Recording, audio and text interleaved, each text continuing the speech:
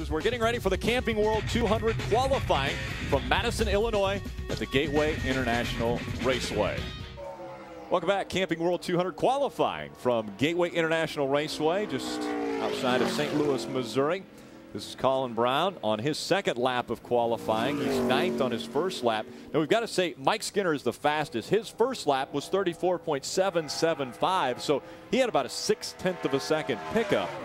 Guys can do it. Yeah, remember that's the first lap of the day, too. Not only the first lap for Mike, but the first lap of the day. And I'll tell you, Colin Braun is a great qualifier. I think he's only had about 2 starts this season outside the top 11 or 12. Colin Braun across the start-finish line now for his move all the way to the top. 34.061 for Colin Braun. I told you he was a good qualifier. You hit that one right on the head, Phil. That's a 4/10 pickup there. Great job by Colin Braun. Talked to Mike Beam, his crew chief down in the garage area, and they really struggled in the first practice. And I think they changed every single part on the truck that would affect the handling. And obviously they made it better. Obviously, they made the right changes, that's for sure. And a big smile still on this guy's face because he's still on the top of the board. Colin Braun, quickest, you satisfied with the lap? I think it was a really good lap. You know, we started out the first practice yesterday, and we struggled a lot. These guys really dug in and did a great job. Made a lot of changes between practices and got this number 6 Conway Freight Ford F-150 truck really good in the second practice. And, you know, we're happy with that lap. Certainly didn't think we were, you know, in contention for sitting on the pole here, and I'm sure somebody will knock us off. But, you know, all in all, it was a good lap, and hopefully it'll get us a good, you know, spot in the top 5, hopefully, and we can go racing from there. And, guys, I came over and said to him, this will be your first Truck Series pole. And he said, yep, but I got 2 in the Nationwide Series. And he's smiling, which is a good thing. Another one of the young drivers here in the NASCAR Craftsman Truck Series. Let's take a look at our starting grid. Dennis Setzer, Ron Hornaday making up row number 1. Brian Scott, Colin Braun make up row number 2. How important is it? Well, 7 of the 10 races have been won from the first 2 rows. And I believe Adam is with another one of our young guns, Colin Braun.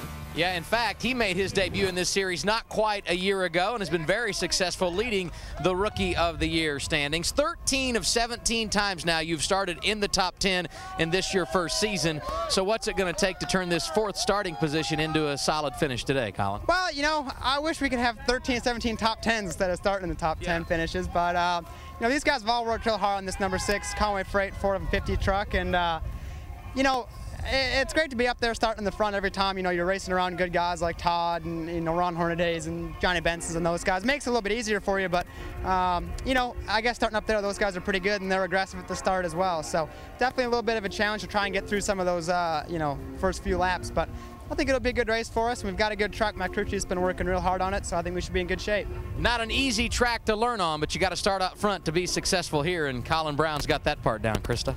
Yes, he certainly does. All right, thanks, Adam. Here comes that 2 tuck of Sprague. He was able to get by the 14 of Rick Crawford, chase down the Conway Ford of Colin Braun. That's a battle for the 4th spot there. Here comes Mike Skinner. He's pulling in behind the 14 of Rick Crawford. As Jack Sprague is trying to take a look on the outside. All in line as they cross the start-finish line, and then moving out of line is that 2 of Jack Sprague. As you just mentioned, Doug, he makes the pass on Colin Braun. I think Colin saw that he was there. A spotter let him know that he was there. Bobby Hudson, the veteran spotter. So there's no sense racing him down in the corner this early in the race. We're only on lap number 17. So good heads-up move by Colin Braun. Each one of those drivers, they just want to get to the front so they can get that clean air to make that truck turn just a little bit better. So they're going to really charge hard to get in front of the guy. Great to have an experienced spotter when you're working with, say, a 19-year-old like Colin Braun. Ray Dunlap. Well, Rick, it's almost like Phil was listening into the radio. That's exactly what Bobby Hudson told him. And he said, realize that Jack Sprague is really good on his entry. If you let him by, we might be able to learn something there. He said, watch that 2 truck. The way he arcs it in, he's a little bit better than you. He may be driving in just a little bit deeper, too. So he said, keep an eye on that, too. Might be able to learn something. See the 09 right there, Bobby East. He will be the next truck to go a lap down. So that will take Michael Annette out of the position to get that Aaron's lucky dog. Jack Sprague just ran his fastest lap of the race that last lap just now. So Jack Sprague right now has a great truck. He was a full half second faster than Ron Hornaday, but remember Hornaday was battling that lap truck of Bobby East. 46 laps into the race, and it's Jack Sprague running his fastest lap. Well, side-by-side racing, Colin Braun on the inside of David Starr. It's a battle for the 10th position. Colin was able to get by the 14 of Rick Crawford just a moment ago. Now he's going to try the bottom, see if he can do something with David Starr off of turn number 2. Different pit strategies by the different teams. Crawford did a 2-tire stop. We saw some fuel only. Saw Ron Hornaday come in and they took a rubber out of the right rear. And so obviously we're all trying different things right now to see how they can get that truck to handle the best. And Todd Bodine changed 4 tires and he's made his way up to the 4th position now. So it looks like maybe 4 tires worked for Todd Bodine. Guys that didn't like the race off of pit road and got a little bit involved was the 23 of Johnny Benson. We see some damage to the left side of that truck. See right behind that left front tire. We caught a glimpse of that action coming off pit road here. You see pretty good damage to that 23 truck. Watch top of your screen. You're going to see there's Colin Braun pulling out. He's in the middle. Then TJ Pale pulls out. Colin swerves to the right to avoid TJ and makes some contact with Johnny. Pretty significant contact with that 23 truck. Colin Braun also has some damage there. A lot to the right front splitter area, right in front of the right front tire, and that's going to affect his downforce. Yeah, there's a little bit of damage on that left front corner where he and TJ Bell made contact. But right here, look below that bumper.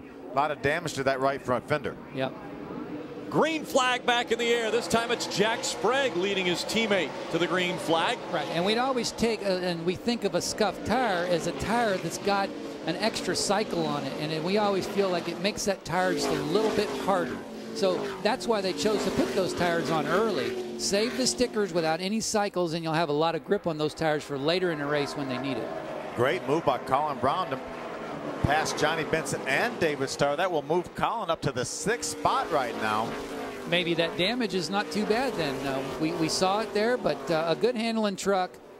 Use that throttle. They'll get on down that straightaway. But it may have affected the 23 of Johnny Benson because Johnny is one of the guys that he passed just now. It didn't look like that it was going to affect Johnny because it looked like it was behind that left front tire. But you never know. Aerodynamics are so important to these trucks here. Yes, they are. Problems there. It looks as though 3 different trucks involved and more starting to pile up behind them. Completely blocked the racetrack. You see all these guys stopping. You see Colin Braun had a top 10 run going. Take another look. Look back to your right of your screen. Looks like the 0. Is that the 08? Yep, that gunbrokers.com truck gets turned around. Yeah, and Terry Cook comes along and hits in with the left front corner. And then the racetrack is essentially blocked. It didn't look like Terry Cook had anywhere to go as the 08 went up the track. Terry looked like he started to go to the outside, and that's where he just collected them there. Looks like the 16 of Brian Scott ran into the back of the 6th of Colin Braun. They call that the boxcar effect. Or the 60 of Terry Cook. Yeah, well, it's easy sitting there from where we're at because we could see the whole thing happening. But, you know, out the windshield of Ted Musgrave's truck there wasn't nothing but smoke. And the next thing you see is the quarter panel of the truck in front of you that he just barely clips. That's for the 10th spot. Ted Musgrave takes it away. Now Colin Braun looking to the inside of Brendan Gaughan as well. See the signal for the flag, man. 10 laps to go. Colin Braun, he was involved in that accident earlier there. As he's making a good comeback. He had quite a bit of damage from that accident. And you see him there getting the position on Brendan Gaughan. So you got Colin Braun going underneath Chad McCumbee here. Gets the position on him, and he continues to move forward there with that damage. Take a look at our unofficial results for today's race. The Ron Hornaday, Dennis Setzer, Johnny Benson, Todd Bodine, and Jack Sprague. Again, pretty good as far as parity in the sport with the manufacturers.